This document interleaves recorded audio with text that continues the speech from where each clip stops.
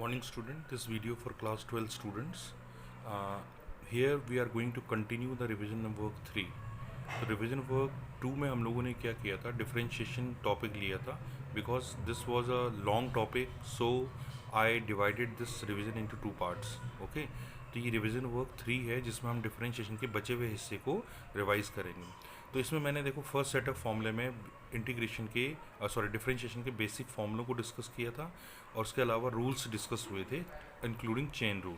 ठीक, तो आज हमारा सेकंड सेट ऑफ फॉर्मूला ये है कि अगर हमारा फंक्शन इन्वर्स होगा तो फॉर्मूले क्या होंगे. अगर साइन इन्वर्स एक्स है तो it is the 1/√(1 minus x square. अगर कॉस इन्वर्स एक्स है तो ये होगा -1/√(1 माइनस एक्स स्क्वायर. अगर टेन इन्वर्स एक्स है तो इसका आंसर होगा 1/1 प्लस एक्स स्क्वायर. और कॉट इन्वर्स एक्स है तो -1/1 प्लस एक्स स्क्वायर. इसी तरह से सेक इन्वर्स एक्स के लिए 1/x into x square minus 1 और कॉसेक इन्वर्स एक्स के लिए -1/x into x square minus 1. ये फॉर्मूले हैं जो आपको याद रखने हैं, इसका कोई शॉर्टकट नहीं होगा. ठीक है, तो ये आपको लर्न करके रखना है. तो ये हमारा सेकंड सेट ऑफ फॉर्मूला हो गया. ठीक, इस रिवीजन में सबसे पहले हमें इन फॉर्मूलों का नॉलेज होना चाहिए. इसके अलावा हमें और क्या नॉलेज होनी चाहिए, तब देखिए. नाउ स्टूडेंट, अब आप देखो अगले स्टेप में फॉर्मूले तो नहीं है, लेकिन अब आप देखिए टाइप्स हैं. जैसे डिफरेंशिएशन में अगर सपोज वेरिएबल रेशियो पर वेरिएबल अगर कहीं पर आता है तो उसका डिफरेंशिएशन कैसे किया जाता है, उसके लिए क्या करना होता है. जैसे सपोज हमें निकालना है डिफरेंशिएशन ऑफ एक्स की power x with respect to x. तो इसके लिए हम पहले y के इक्वल इस फंक्शन को लेते हैं, फिर दोनों तरफ लॉग लगाते हैं. लॉग लगाने के बाद इसको डिफरेंशिएट करना स्टार्ट करते हैं तो हमारा फाइनली रिजल्ट आ जाता है x की power x into 1 plus log x. तो इस टेक्निक को हमें इस टाइप के अंदर यूज़ करना है. ठीक है, अभी देखो नेक्स्ट टाइप देखो आप. Now we will see the implicit function, differentiation of implicit function. Implicit function का मतलब होता है इक्वेशन फॉर्म. तो इक्वेशन फॉर्म में जब अगर हो और हमें dy/dx निकालना हो तो क्या करेंगे, सबसे पहले इक्वेशन कॉपी करो और उसके बाद डिफरेंशिएट करना है दोनों तरफ. तो एक्स स्क्वायर का डिफरेंशिएशन 2x हो गया और वाई स्क्वायर का डिफरेंशिएशन हम अलग से निकालेंगे. और ए स्क्वायर क्योंकि कांस्टेंट है तो उसका डिफरेंशिएशन 0 होता है. तो इसका 2x, तो एक्स स्क्वायर का 2x हो गया था.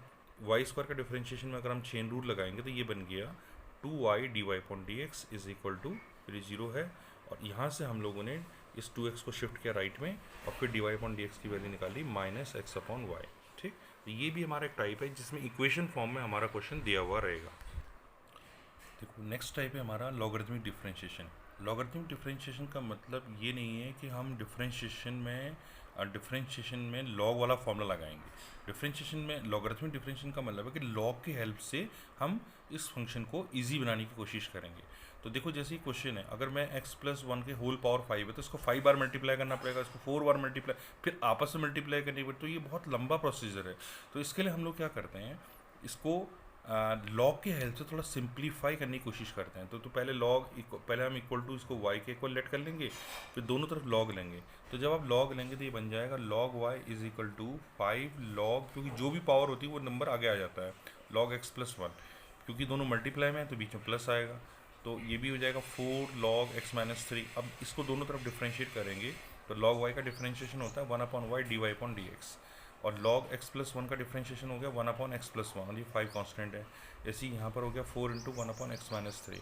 अब इस y को हम क्रॉस मल्टीप्लाई करके यहाँ पर लेके जाएंगे तो ये बन जाएगा ये. और एट लास्ट हम इस y की जो वैल्यू है, जो कि शुरू में हमने लेट की हुई थी, ये वैल्यू हम यहाँ पर रख देंगे तो फाइनली हमारा आंसर बन के आ जाएगा. ठीक है, तो ये हमारा तरीका होता है लॉगरिथमिक डिफरेंशिएशन के अंदर. तो ये भी आपको पता आना चाहिए. ना स्टूडेंट नेक्स्ट टाइप देखो, parametric form, differentiation of parametric form. Parametric form का मतलब होता है फंक्शन में x और y अलग अलग होगा और वो थीटा से आपस में कनेक्टेड होंगे. ठीक है, जैसे x जो है cos थीटा की टर्म में है, y भी sin थीटा की टर्म में है. तो इसमें आपस में बीच में जो कनेक्शन के लिए जो पैरामीटर यूज़ हुआ है वो थीटा यूज़ हुआ है.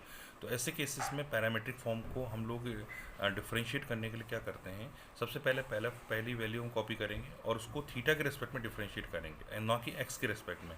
तो ये बन जाएगा dx/d theta equal to -a sin theta, क्योंकि cos का डिफरेंशिएशन माइनस होता है.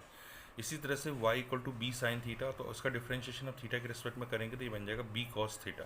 तो अब मैं अगर dy/dx मुझसे पूछा गया है तो हम निकाल सकते हैं dy/d theta divided by dx/d theta. तो dy/d थीटा की जो वैल्यू है वो है b cos थीटा और dx/d थीटा की वैल्यू है -a sin थीटा. तो जब इसको हम सिंप्लीफाई कर लेंगे तो -b/a cot थीटा आ जाएगा.